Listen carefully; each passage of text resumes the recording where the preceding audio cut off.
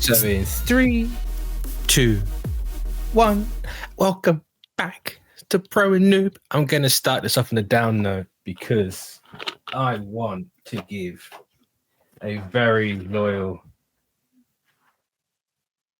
I can't use my graphics tablet anymore. Oh. Windows 11 killed it.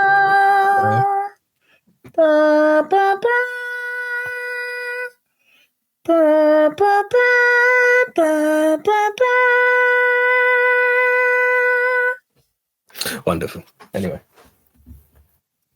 Yeah. Making all the noise. Give it a Viking funeral in the Thames. I almost frisbeed it out the window, so... Just like, motherfucker. But no. Cowboy Bebop. Bebop. I was doing... just before you start. I was... Is it Not Like Us? Where it goes bing, bop, boom, bop, pow. It's beam, bop, boom, boom, boom, bop, bam. And that's from one. Peekaboo. That was on the album that came out after Not Like Us. Okay. Last November, yeah. Okay. Anyway, I was doing that earlier, but with Bebop. Because it works really well. Works too well. Yeah. Anyway, that's what I was going to say. I love it. Of course, Jarod. Hey, and I'm happy to say it's the first time I was not the first person to bring up the great American poet Kendrick Lamar on this show. Because I am on brand always. And I'm also not even hiding what I'm drinking today. I'm drinking it straight out of the bottle. Wow. Normally that's in a glass, so I look a little bit classy, but you're on a time crunch. He's gooning and drinking Mountain Dew. He's fully transitioned. Speaking of gooning. Hey, Levi, buddy, old pal, old friend. I'm not ignoring your message. I wanted you to see this live in the episode. Fuck you for saying that for my next birthday, you were going to get me a Faye Valentine body pillow. Go fuck yourself. But why? The TV's talking to you, my friend, and it's telling you, go fuck yourself. You're supposed to fuck the body pillow. No, I'm not fucking a body pillow. I am not going to be lumped in with these weirdo fucking gooners because I said this cartoon woman has a sense of style that were I to see it in the real world, I would be like, oh. You're so insensitive. So insensitive. What? Just come out the closet, Jarod. I already did. Not the right one. Not the right one. Okay. God, I hate you fucking people. You said it before. You're Scooby-Dooing that shit. You're just going... Blah, blah, blah. Goddamn lowborns. You have the Evangelion shirt, not me. I have a Evan Garfieldian shirt. Thank you very much. Which I thought of the other day, and my brain went gay or gaver. So I was like Garfield Avery, just went gaver. And I was like, oh wait. Mitch went, oh God, 2007 brain. Get it out. Like, Gonna start saying slurs online. Get it out. I would never say that about Evangelion. But no, this batch of 3 episodes was a wild ride. A lot of like, I feel like I'm having like a weird moment of like call and response with the show. Where I will be like, you got plot. I wanted plot. I got plot. I wanted character. I got a lot of character. And I didn't say it in as many words, but I wanted pathos, and I got a lot of pathos. I went into, last week talking about how like, or maybe it was a week before, talking about how as much as I'm enjoying these kind of fun and pulpy adventure of the week episodes, that I was like, I'm ready to get more of who these people are. I want to learn more about them, not necessarily origin stories, but I want to see what they represent challenged. And I want to see more of like how they react to certain stimuli, emotionally and physically. And these 3 episodes provided that. I was very, very entertained by them. Starting with the first batch, it's like, it's a very simple premise, but just in the world as it's been established so far, the rough and tumble guy with a heart of gold double crossing the kind of collective that he works for to help his ailing sister, and like where does he find himself in the crosshairs because of that, I think is really compelling. And I think it's interesting that like as that episode ended, the gentleman who is killed whenever he takes the Roku, I want to say it's close to that. I think it's like Baroku. I think, yeah, there's an extra syllable at the front, and then I know there's a B, but I can't remember how to pronounce it. The only thing I was like, that was really fun. That was really compelling. The only thing I was missing really was like Spike having to grapple with, what do I do about this? Because he kind of swoops in and is like, I want to resolve the situation, but he doesn't really come down on, am I going to take this guy in? Am I going to save him? Am I going to pass up the full bonus on this bounty by letting him get away but take in the main guy and letting this flower do what it has to do and go to the sister? He just kind of shows. Rocco, by the way, just to jump in there. Was that Rocco? Okay. Rocco Bonaro. Rocco, okay. Like, he just kind of shows up, and the decision as to what's going to happen with Rocco is made for him. And that I was a little like, because I wanted to see Spike be forced to choose, and I wanted to see what he would choose. Yeah. I really wanted that decision to be up to him. And I was like, it feels like a little bit of a cop-out for him to not have to make the choice at all, for him to show up when the shooting starts, try to get involved, watch Rocco, disable the one guy and then get killed. And I was like, okay. It was a nice little way of making sure Spike didn't have to make the choice. And I was a little miffed by that. Flash forward to the 3rd episode of the bunch, skipping over the hacker, lonely computer stuff for a moment. I then immediately went, oh, okay. So we are going to have this conversation about what do you choose? We are going to have this conversation. That I was so blown away by the 3rd episode of the bunch here. The Gamma Meat Elegy. My God. Incredible shit. Great episode. Phenomenal episode. And again, it's like, it's coming back to my, kind of North Star discussing this of, all of these characters are running from something. And I think what was really compelling, if I can, because I kind of spoke my piece on the Venus episode, the Venus Waltz episode. That like session. It's what session? It's a great episode. I think it was very compelling until I think it kind of like juked its way out of having to like really commit to what was making the episode compelling. That's fair. Like Spike ends up with this, guy who kind of wants to be his sidekick. Part of that I think is because he just kind of wants protected by Spike. And then Spike finds out he's a fugitive and there's a bounty on his head and understands why he's doing all this. But Spike never has to choose. And because it kind of juked its way out of there, I was like, whatever. But Gamma Meat Elegy is so compelling because it forces Jet to make that choice. And what I think is really fun is that up to this point, Jet, who's all about, justice and what was it? Justice and what?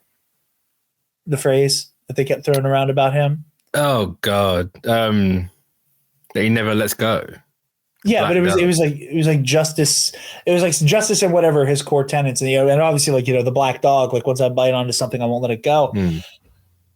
I like that characterization for him a lot, and I think it's interesting that like when you look at somebody who is so dedicated to justice, who is so dedicated, at least in a past life, to being the guy who will step in the gap to help other people.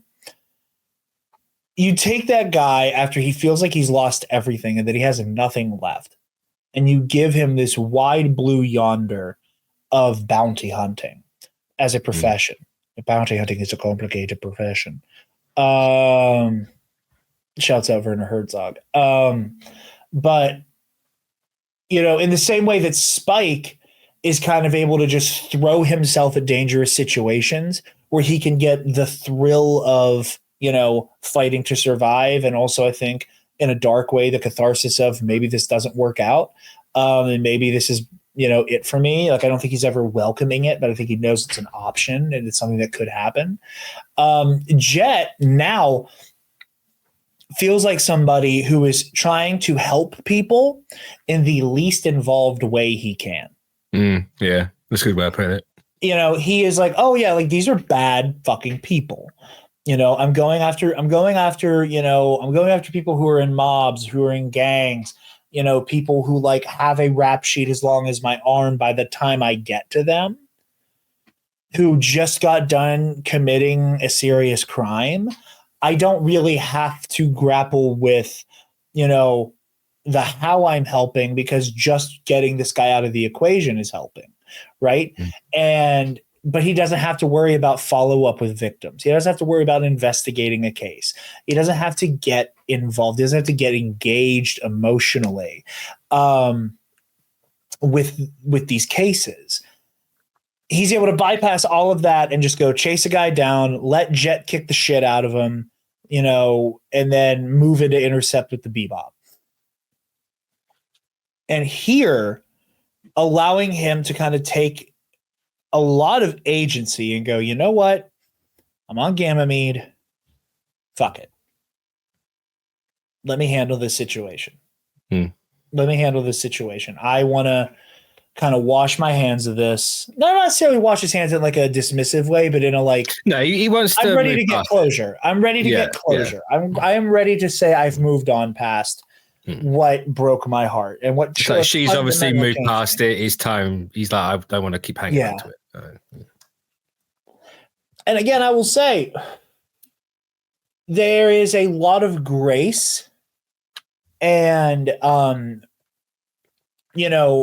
choices made, when I was still doing theater, the two directors who I enjoyed working with the most, one, my high school, theater director, Dr. Dan Crack, and the guy who directed me in my first show in junior high, who I got to work with once after the fact, but loved talking to about art and media and theater, Sean Conway. Both of them always talked about choices as an actor. And this is going to extrapolate into writing here. And I've talked about this idea before with Evangelion, where it's like the first choice you make as an actor in a scene, how you characterize somebody, how you portray something. Sometimes you get a more human and a more real moment and again, more pathos and more, behind what you're doing when you think about the choice a little longer and you make a different choice. And in the rehearsal stage, it's all about figuring out the choice you want to make. Like the script is in front of you, but what do you bring to that? Mm-hmm. And on a writing level, I think great choices were made in Ganymede Elegy. I think like really good, deliberate choices to not have Jet be jealous. I think there's shades of it. He has that moment where he's, where he's looking at the next guy. He's looking at the guy who came after him, which I think most people, after a very serious relationship where you don't have contact with that person, the universe puts in front of you the person who came after you. And I think everybody has run the gauntlet of all of the emotions that experience elicits. Mm. You know, everything from this fucking guy to who the fuck is this guy and fuck this guy. And, you know, well, this is a downgrade, you know, all of that rage and venom and, you know, resentment. And then, you know, depending on how you feel about, you know, the ex-partner and that ex-partner's new partner, it hopefully should end in, I'm being immature and I'm happy they're happy. Yeah. Yeah. And Jet,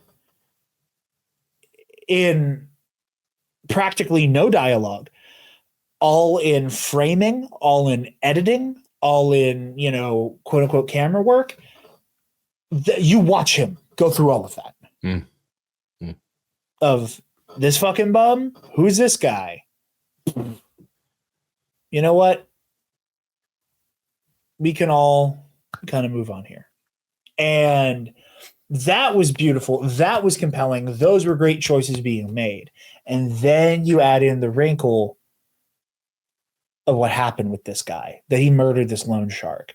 And going through that arc for Jet, you know, because like Spike just hops in and goes to do the damn thing. Yeah. And it felt like a weird character choice for Spike in a way.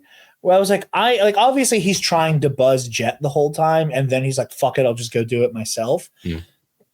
But it shocks me that he just kind of went and did it, even though he couldn't get a hold of Jet.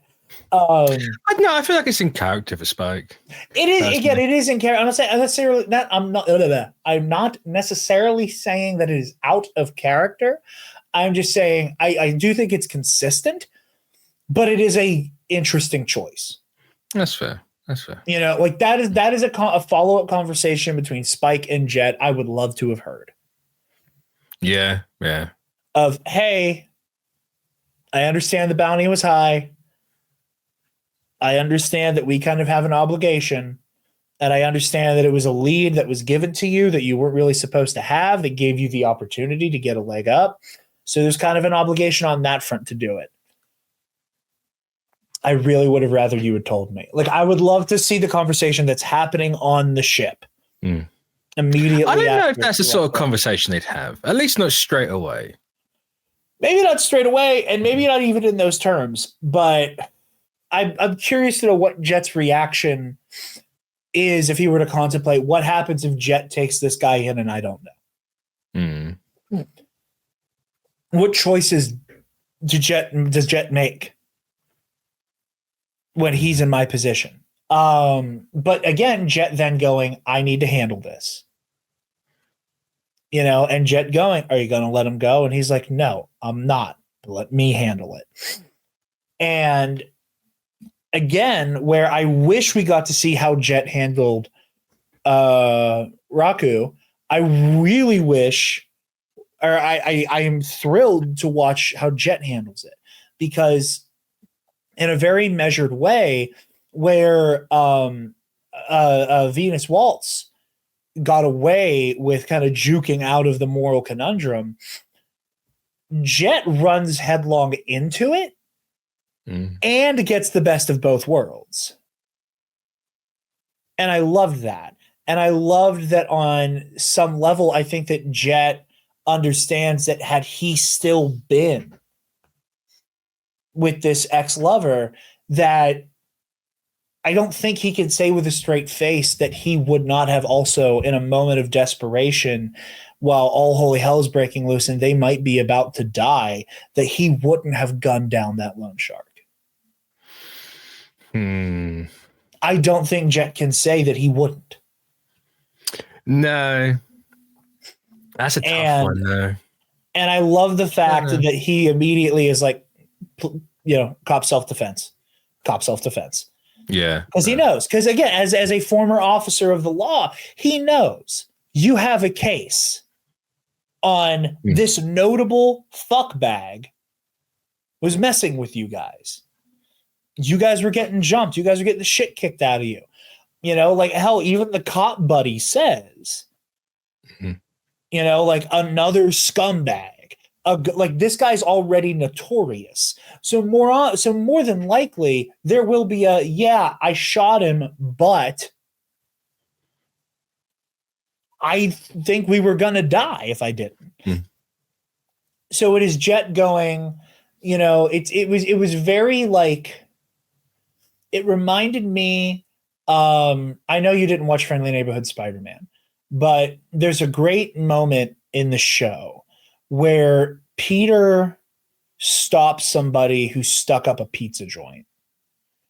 And the robbery happens. Oh, I've heard about that one. Yeah. And the robbery happens off screen. And Peter, instead of taking the thief directly to the police and taking them directly to be arrested and put away, he takes the person back to the pizza shop so that person can then explain themselves to the owner and go, hey, man, I've fallen on hard times. I was desperate. I didn't want to do it. I'm sorry. And the pizza shop owner is like, thank you for giving my money back. I'm sorry that's happening to you. I would love to help you out. And, just don't take my shit. And they were like, I'm sorry. It's okay. It felt like Jet was doing that. Yeah. Where he was the law doing that. Where it's like, I understand absolutely how we got here. And I think that he's lived his life now long enough on the grayer side of the law. And we're not gonna have any conversations about policing because we're talking about this as the show presents it. So, let's not, I don't want anybody to think my opinions on policing are not what they are. If you've listened to the Nerd Academy, but he is going, okay, I know that the right thing in my soul is I can't let you get away. But I know empathetically, on an emotional intelligence level, you did what you had to do to protect yourself and, more importantly, to Jet, her. Here are the legal pathways for you to step around being locked away forever for this. Yeah. Like him saying, pull yourself together. You're going to get through this. You need to take care of her. Yeah. And when he said that, I was like, is Jet going to let him go? And then it smash cuts to all the police vehicles being at the dock. And I was like, huh. And then immediately that you'll get off on self-defense. That, like, again, it was like so many great choices were made. And I even though Jet gets to have his cake and eat it too, that he got to do the, lawful good thing by chasing them down, but also got to have the neutral / chaotic good moment of, but you don't deserve to go to jail, in my opinion. That just fucking grade A. Fucking phenomenal. Fucking phenomenal. Loved it. Loved that episode. I sense a butt coming. No. I was just stopping because I've been yapping and I didn't know if you had anything to say. I was just gonna say, I find it interesting that Spike not having a choice in episode, I just smashed my keyboard. What was it, episode 8? Is a point of contention. So I get the impression the show's going, he's not ready for that yet. He's not ready to make a choice. Jet's ready to make that choice here. Spike's maybe, but I still think even Spike having to choose indecision would have been more compelling than Spike not getting a vote and how that shook out. And again, I don't want to make it sound like I hated the episode or I thought it was cowardly or anything like that. No. I just like me going, that would have been more compelling, but that was still fun. That was still good. That was still really, compelling. To then jump to this third episode and it be like, no, here is somebody else being forced to make that choice. That's fair. Fair. and I'm going to like the middle episode here. What's the name? What's Ed's name again? I know it's Ed. What's the thing before it? Radical Edward. Radical Edward. So I sent the 7 foot tall basketball player, drag queen. Yes. What was the last one? He was 3 years old. Oh yeah, that's one. Yeah. Mitch got a video from me right as it wasn't even when I started the episode. It was me watching the episode preview. Where there was music in Evangelion, not just like the main, not just Cruel Angel's Thesis, but like the in episode music that I was like, oh, I've heard that on TikTok. Same thing happened at the end of that, and then into the Radical Edward episode. That I was like, oh, I've heard the. Oh yeah, you said that, and I was like, which beat? Are you talking about the end of the first episode 8, where it's that really slow like piano rendition of the ending credits, to where it's like almost unrecognizable? Yeah. Or was it just the ending credits, or was it something in the end of the episode? I couldn't. No, that's another reason why doing these episodes takes me so long. I listen to Real Folk Blues every motherfucking time. Oh, of course, you have to. To the point where I was like, I think I need to add this to the Fabian Martel playlist. Good fit. Watching. Good fit. Right? I thought so. I was like, you know what? Let me get an anime song in here for Fabian. You saying it's a good fit was all of the justification I need to do it now. I think any type of character like that and jazz just works really well. 100%. A lot of the playlist, as a quick non sequitur, is hip hop, but like doesn't surprise me in the fucking slightest. But it's also me making it, so like favorite genre. In case you weren't aware, it's a self insert. No, it's okay. It's not a self insert. It's a fucking Dungeons and Dragons character. You say that like D&D characters aren't all self inserts. I think. That's just such a gross oversimplification to the point where it kind of infuriates me. I'm low-key offended by the self-insert moniker here. But there's a fantastic quote from Miyazaki from Hayao Studio Ghibli. And he's just like smoking a cig. And it's like to infuriate you. It's just like, oh, I've been wanting to use it for so long. And I've just never had the chance. Well, I'm glad you would have gone well really right here. But no, this is video. But the one of the few exceptions, I mean, obviously Real Folk Blues is going to go in there. One of the few exceptions is The Boxer by Simon and Garfunkel. Which, I love their music. And I remember I saw a video essay about The Boxer and like about the greater context around when the song was written. But like the instrumentation especially. And that was one I really loved for it because like, it's taught like his, famous prize fighter when we first meet him. So like, that part goes well hand in hand. But by the end of the song, there's these like cannons ringing out. And I was like, I love the idea of like the boxer who was sent to war. Where like Fabian's story is almost that song backwards, where it was like a good man sent to war who now knows nothing other than fighting. Anyway, I can wax poetic about Fabian on the show where he's on, but all that to say, very funny. I love Pro and Noob is just me fighting where I know all my anime music from. We're giving you culture, Jarod. That's what we're doing. That happened when I watched Death Note with Levi. Was that music? That I haven't seen Death Note in about 20 years. I couldn't tell you anything from that. The like everybody's thinking about, or no, not that one. That's fucking Among Us. The fucking piano riff. Oh yeah. What they're thinking. I made that joke because I recently saw somebody put the Among Us music in a Death Note scene and thought it was very funny. I need to see that. Good. But anyway, no, the second episode was a lot of fun. Y'all know me. I like my conspiracy bullshit. So the fact that everything around what was it? What Edward? Radical Edward. Radical Edward. Radical Edward. Radical Edward.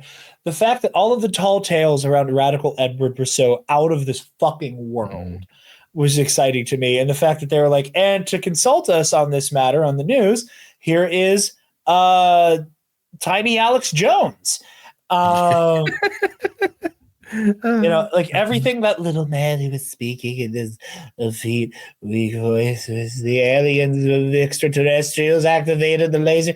All I could hear was, folks, what you need to understand is that the globalists are harnessing the power of Moloch to cast down a Jewish space laser. It's all I could fucking hear. All I could fucking hear for that scene. I'm like, I hear AJ. I hear him. I hear him in my mind. I love how you called him AJ. I know. AEJ. AJ. I've said this on other shows before. That man's full name is Alexander Emmerich Jones.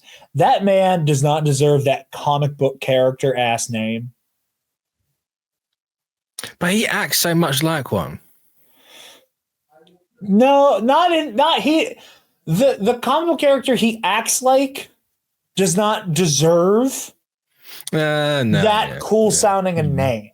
That's fair, yeah. And I also think, and this is a conversation probably for the Nerd Academy and maybe even CBC, about how I really think we as comic book fans and fans of Spider-Man need to unpack the Alex Jonesification of J. Jonah Jameson. Because as entertained as I am by that, I think it is a disservice to Jonah's character. But it works too well. InfoWars Daily Bugle is fucking hysterical. And that's not the point. Anyway. Just to stay on that, I feel like it's not a disservice. I feel like it's the logical conclusion to J. Jonah Jameson. In a modern setting, when you take Spider-Man away from like the 60s and the last century, an Alex Jones type now, if he was to be made today, is exactly that. Not Alex Jones, a J. Jonah Jameson type. Exactly that. Again, I don't want to derail the episode any further. All I will say is that I think J. Jonah Jameson is... I think he is too empathetic a human being for it to be fair for him to be categorized as an Alex Jones type. Again, it's funny, and I think that because again, it only works if you make his entire personality the like I just make shit up about Spider-Man, because he doesn't. You know, he discusses Peter in an unapologetic or an unfair kind of bad faith perspective, but he doesn't really lie about Spider-Man. And he comes by his distaste for vigilantism honestly. And this is the same guy who, while he doesn't like mass vigilantes swinging around New York, he's also gone to bat for mutant kind on a very public level. And so much of his trepidation about vigilantism is born out of what happened to his wife. So like so much of Jonah he comes by honestly, and he is so empathetic and I think sympathetic as a character that like I am always at odds with. I enjoy listening to a very, especially in the case of the games and the movie, like this very well written Alex Jones parody where he's selling fucking supplements and the studio looks just like fucking InfoWars. You know, the logo as well. The logo is in the InfoWars font. In the video games, he has an intern named Jarod, who the first time he went, "Damn it, Jarod!" I dropped the controller and jumped out of my seat because it scared the shit out of me. I think that's fun and that's funny, and I enjoy it a lot for my own personal reasons. But I think if I didn't find the public figure known as Alex Jones so compelling and fascinating, and like evil and deserving of being made fun of, I think I would be more frustrated by it. But anyway, this episode, like I said, it was a lot of fun. I thought this felt more like the adventure of the week kind of palette. Yeah. It's in between the two slightly heavy episodes. Yeah, exactly. Venus Waltz, heavy. Ganymede Elegy, heavy. But this one, it goes to a silly, kind of fantastical, goofy place. And I didn't mind it at all. Like it being sandwiched in between these two is really nice. I'm kind of waiting for us to like sequence a batch of episodes in such a way where it starts super heavy and then the other two are light, or if like the first two are light and then it ends on heavy, or the whiplash that would be light, heavy, light. Who knows? Maybe it'll happen. But that little sandwich, it was really nice. It was a good palate cleanser. Radical Edward is funny. I love Ed. Did they come down on Ed being a girl? Did I hear that correctly? Well, fun fact. Okay. Ed was originally designed as a boy. The original concept was to be a boy. I'm blanking on the guy who made Bebop on his name. I want to say Kawatawa or Kawataka, something like that. Okay. They then eventually transitioned Ed to be a girl. Okay. But yes, Faye kind of says at the end, like, hey, you're a girl. No, it's never really explicitly stated what Ed is. Okay. So that's why if you ever watch live action, not to bring that up again, and I promise I will eventually stop talking about it, they lean full force into Ed being like non-binary, like gender fluid. And it's I was about to say, like, is Ed kind of like a sleeper, like gender fluid character? Pretty much, yeah. Okay, cool. Cool. I wasn't sure because they say that at the end, but like they still kind of play with it. Either way, I think it also might be one of those where he was designed to be a boy eventually, but no one really. Everyone who watched it, it never really landed on anything. It just kind of became the thing. Okay. Ed, they're fun. It's the fun concept of it's a fun trope to take somebody who is incredibly intelligent, but not very wise. I think that's always a fun concept. Mm-hmm. They're obviously they're a savant, technologically as a hacker, but there are other like concepts that like fully escape them. That I think makes them really interesting. I think that I also think that Ed is so fucking like weapons grade earnest that slapping them in the middle of this group of wounded cynics is going to change the dynamic considerably, I think, moving forward. I look forward to that. Those are one of the few things I was a little disappointed by with Ganymede Elegy was that like a part of me wished I got to see more of Ed's effect on the group sooner. Yeah. And again, that's one of those, like, I'm sure this will be rectified, but by virtue of this show and how like I get this in chunks, I wanted a sooner or like return on investment for seeing what do you add to the equation now. Obviously that's still on the table and I'm sure it'll happen. I immediately am like, okay, what happens with you? While we have, Spike who's like, I hate women, dogs, and kids, and women with bad attitudes, specifically. Okay. I think we all know a guy like Spike Spiegel who got his heart broken exactly once. And got real weird about the ladies after that. Look, if you're in Spike's situation and suddenly you have someone like Faye just running, crash your ship you're living on, I think you're going to be a little bit mad about it. Oh yeah, I'm just saying. I don't think it took much from Faye to get that reaction out of him, but that's not the point. All of that to say, I thought it was very fun. Again, I think we were exploring this element where like other characters they meet along the way are microcosms and mirrors of the current conflict within our characters.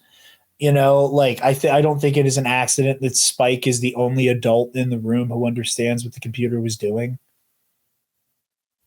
Yeah. You know, like even incredibly, you know, earnest Pollyanna radical Edward is like, what are you doing and why? And the computer's like, well, you know, after Earth destroyed itself, I was lonely and I remember these images and I wanted to see them again. You know, there's a tragic beauty to that. And I don't think it's an accident that Spike went, oh yeah, he's lonely and he wanted friends again, but he doesn't know how to actually have them. It's almost like Spike's talking about himself. Yeah, that's exactly what I'm saying. You know, so like I said, I thought that was compelling as well. But yeah, no, this is a great batch of 3 episodes. Absolutely think Ganymede Elegy was the standout here. Head and shoulders, I think it was just absolutely hit it out of the fucking park. Yeah, absolutely love these. Excellent. Well, we've only got 16 more left. That sounds like a lot, but at the you're doing 3 a week, isn't it? Yeah. The clip we're watching it's not that much. No. Especially if I'm able to sneak this rumored 4th episode in.